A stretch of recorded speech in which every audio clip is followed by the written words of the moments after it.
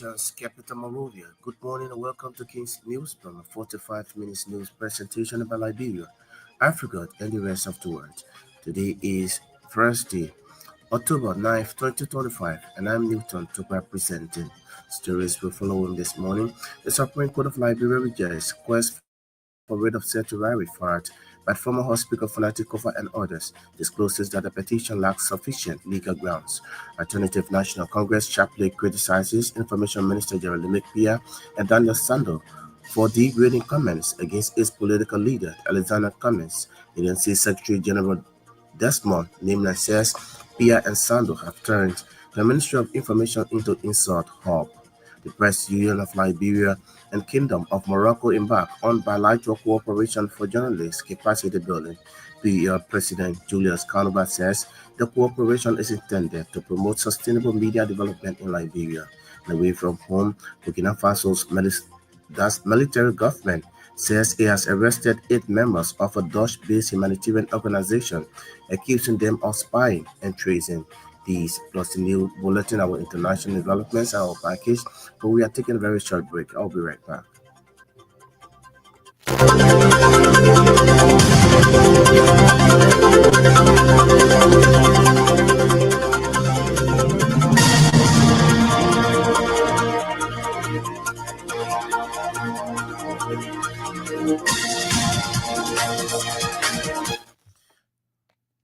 Thanks for rejoining, and let's now have the news bulletin.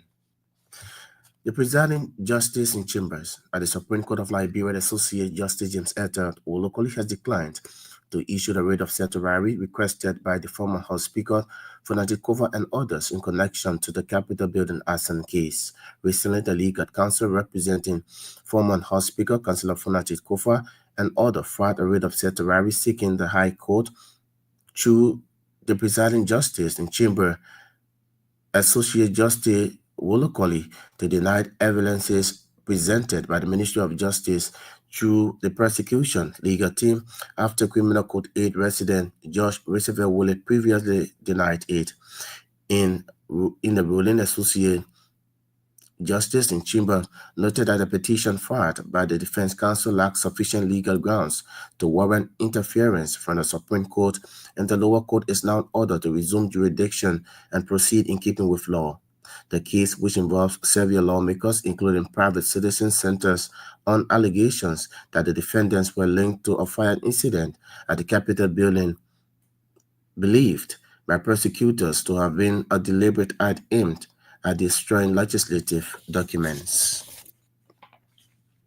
The Alternative National Congress has strongly rejected the verbal attacks against its political leader by the Ministry of Information and Cultural Affairs and his deputy. Recently, the Minister of Information, Jeremy Pia, said he wondered why the ANC political leader, Alexander Cummings, drank before criticizing the government on the prevailing situation in the country. Deputy Minister for Public Affairs, Daniel Sando, also described the ANC political leader as a political and intellectual dwarf. But addressing a press conference in Congo Town on Tuesday, the ANC National Secretary General Desmond Nimna challenged the Information Minister to focus on defending the government on the failed state of the Liberian economy.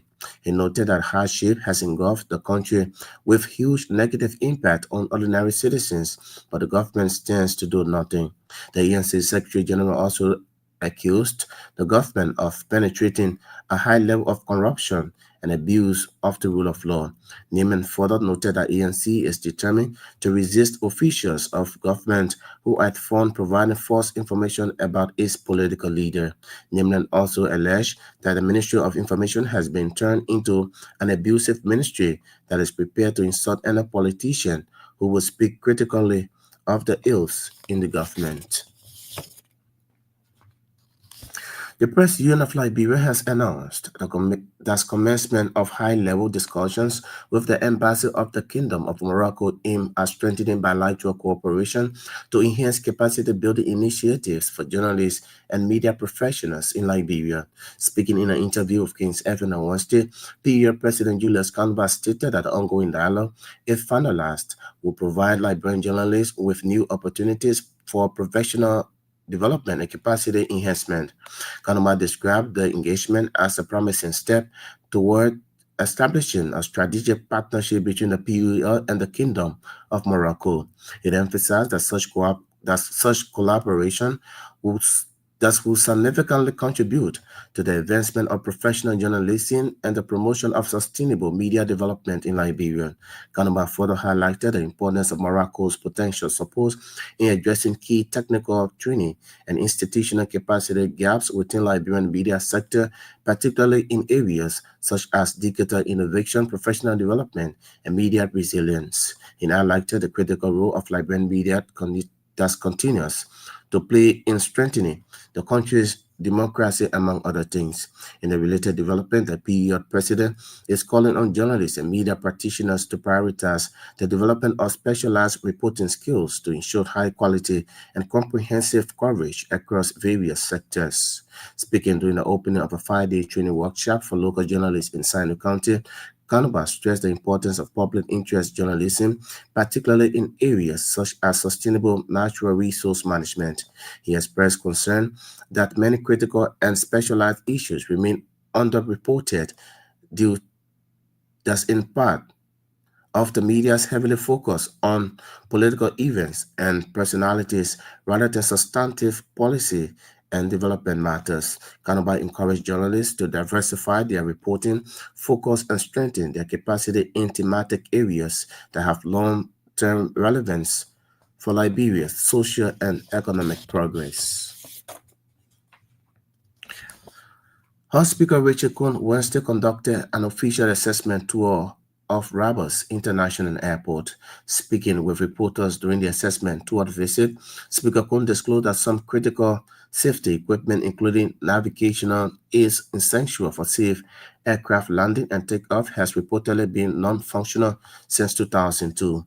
Speaker Kuhn stressed the urgent need to ensure that aviation infrastructure is modern, reliable, and compliant with global safety standards. He noted that there is a need to ensure that the country only airport facility is safe and up to international standards, and emphasized that first-hand engagement enables the legislature to better align the national budget with some most urgent needs of the country while minimizing resource misallocation. Speaker Kuhn issued a strong call for immediate government action to restore the airport's navigator systems, warning that ongoing safety lapses could undermine both lives and Liberia's aviation credibility. Despite acknowledging the airport authorities highlighted several challenges during the visit, Speaker Kuhn maintained that addressing the navigation system must be a top priority. The Solidarity and Trust for a New Day has formally written the Ministry of Justice, informing the Liberian government of its plan to stage a peaceful protest on December 17, 2025. In a letter addressed to Justice Minister Oswald Tuwe, Stein indicated that the cost of living soar and national hardship intensifies, citizen patients have been stretched to its breaking point. Stein, in a press release, said the December 17 protest, Lead or Leave Enough is Enough, has become even more urgent, fueled by the 2024 U.S. Department of State report on human rights practices in Liberia.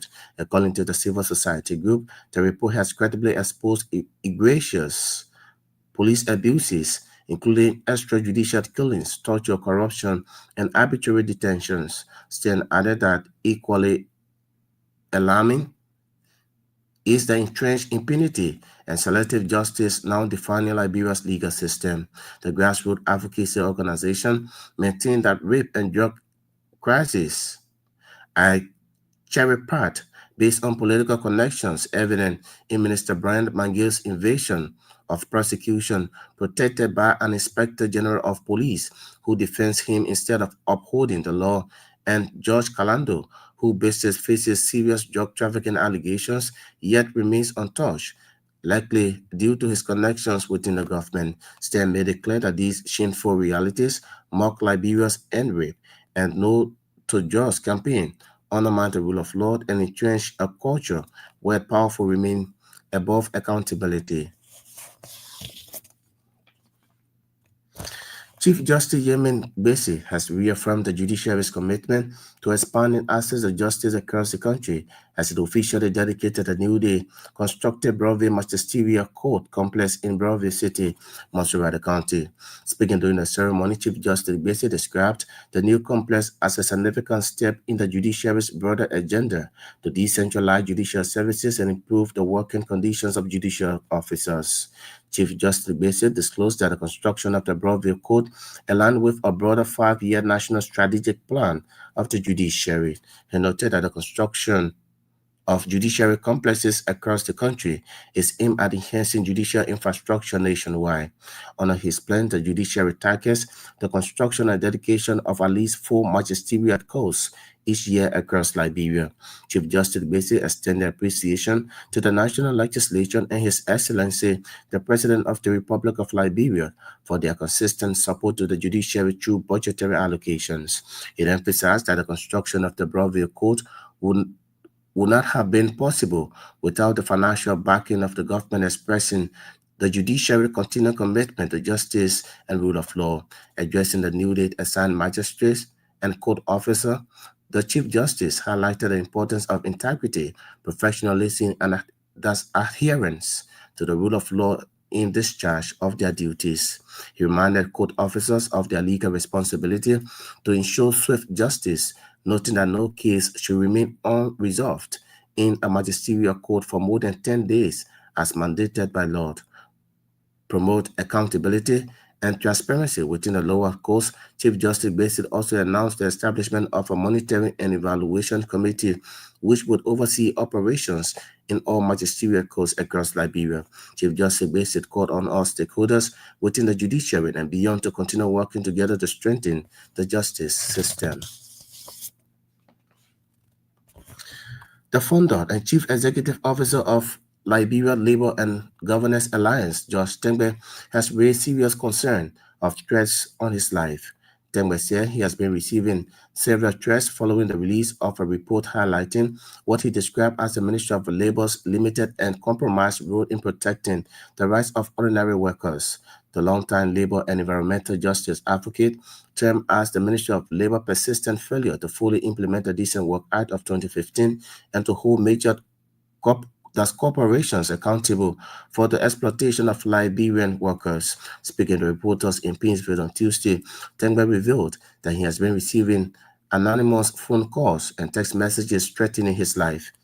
According to him, the threats appear to be in direct response to his continued criticism to the Ministry of Labor and other government institutions over their handling of labor rights and workplace conditions. He said he has reported the situation to the Ministry of Justice and to Liberian National Police, but claimed that there has been no meaningful response to protection offered, and further disclosed plan to report the matter to the International Labour Organization, seeking both protection and international intervention in what in turn as an increasingly hostile environment for labor rights defenders in Liberia.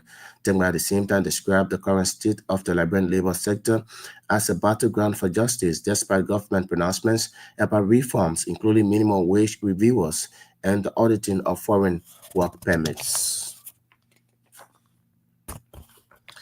The former president of the Diamond Dida Association for La Camara and a prominent figure in Liberia's mining sector has called on the Liberian government to swiftly and responsibly resolve the ongoing dispute of over 53.34-carat diamond case. Speaking with reporters Wednesday, Camara warned that failure on the government to act swiftly in giving the diamond to the rightful owner could lead to a damaging international sanctions and reputational harm to the government. Camara, who is a former board member of the Liberia Extractive Transparency Initiative, described the controversy as a national crisis in making and urging the government to return the diamond to its rightful community owners. The 53.34-carat diamond was discovered in Smithtown, Bama District, Bapolo County in 2022 and has become the subject of an intense legal and political battle. Camara accused those involved in the disappearance of the diamond of criminal conduct, noting that he was offered a bribe by those individuals in exchange for his silence. The county health officer in Grand Creek County has reportedly ordered the closure of the clinic operated by Golden Beryllium, Liberia in concession area of the county. Dr. Lowryville Craig disclosed that the clinic lacks basic requirements set by the Ministry of Health for the setting up of a clinic in Liberia. Speaking in an interview with the station, Dr. Craig pointed out that the entire facility is not fit for treatment of animals, less to talk about human beings. The Grand Creek County Health Officer is therefore demanding Golden Valley in Liberia to construct a new facility based on standards set by the Ministry of Health. And in Broom County, authorities have suspended Emmanuel UJ, the driver assigned to the county finance officer for using a government vehicle for commercial purposes. The suspension follows an investigation into the viral Facebook post on Monday, October 6, which showed UJ loaded passengers into his boss's official vehicle at the Park of Payne parking lot in Pinsville, Mussurada County. Speaking at a press conference on Wednesday, Brown County Administrative Officer Sam Elliott confirmed that the driver had taken the vehicle to Monrovia for routine maintenance when the incident occurred. Elliott clarified that the county finance officer, Silas Tucker, was not present during the act. He described the incident as embarrassing and warned all county drivers to refrain from such unprofessional behavior. Elliott further announced that UJ has been suspended for 1 month without benefits effective October 7, 2025.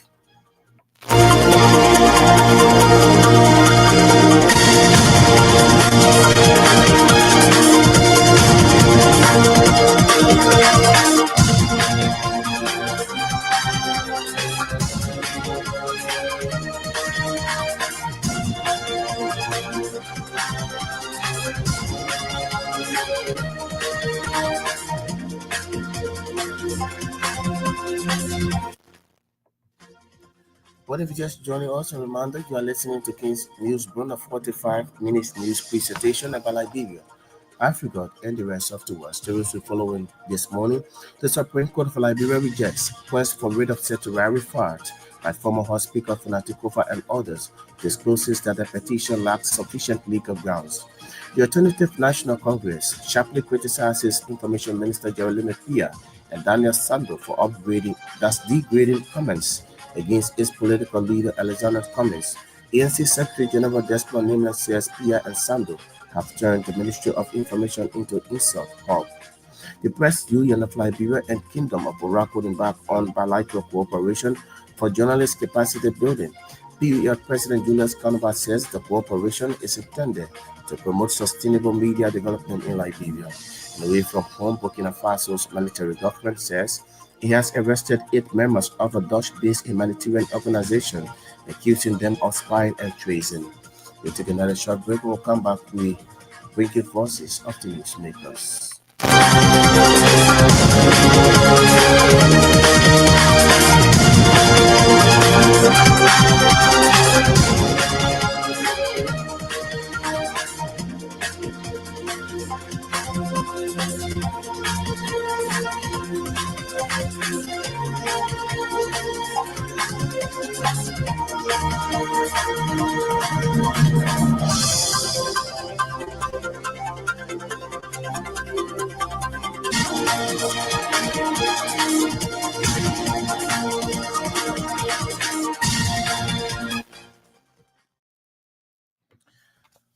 On our first development here this morning, the Alternative National Congress has strongly rejected to verbal attacks against its political leader by the Minister of Information and Cultural Affairs and his deputy. Recently, the Minister of Information, Jeremy Pia, said he wondered what the ANC political leader Alexander Cummings drank before criticizing the government on the prevailing situation in the country. Deputy Minister for Public Affairs Daniel Sando also described the ANC political leader as a political and intellectual dwarf. But addressing a major press conference in Congo Town on Tuesday, ANC National Secretary General Desmond Nimlan challenged the Information Minister to focus on defending the government unfilled state of the Liberian economy and noted that hardship has engulfed the country with a huge negative impact on ordinary citizens, but the government stands to do nothing. The Alternative National Congress strongly condemns the reckless, baseless, and politically motivated attack by a government-dependent Jeremiah Matupia, who should be the Minister of Information, Cultural Affairs, and Tourism, against our esteemed political leader, Mr. Alexander Bernie Cummings. In one of his recent outbursts, Pia described Mr. Cummings as a dishonest man, a statement that exposes not only Pia's desperation, but also his abuse of public office. Unfortunately, instead of honoring that sacred duty for which he's collecting fat salary and huge benefits from taxpayers' money monthly, the loose talker has reduced the Ministry of Information and Cultural Affairs to a political attack center where lies, propaganda, and insults against political opponents are manufactured and distributed. We remind Pia that his position requires dignity, integrity, and accountability, not gutter and semblance of barrier of the mob politics. His daily habit of vilifying critics of the Barker administration has brought shame upon the office he occupies in the already failing government. Rather than peddling lies about Mr. Cummings, we challenge a minister to face the truth and inform the Liberian people about the real crisis confronting our nation. Crisis that the United Party-led government is failing miserably to address. Under the luxury-driven President Joseph Newman Barker's leadership, the Liberian economy has collapsed into hopelessness. Prices of basic commodities, including rice, gasoline, transportation, and even drinking water, have skyrocketed beyond the reach of ordinary citizens. The cost of living is unbearable, while salaries remain stagnant or unpaid in some cases. Even more shameful is the fact that the exchange rate has dropped drastically, yet market prices remain high. This clearly proves that the problem is not the exchange rate, but the gross mismanagement, incompetence, and lack of economic control under the Barker administration. He's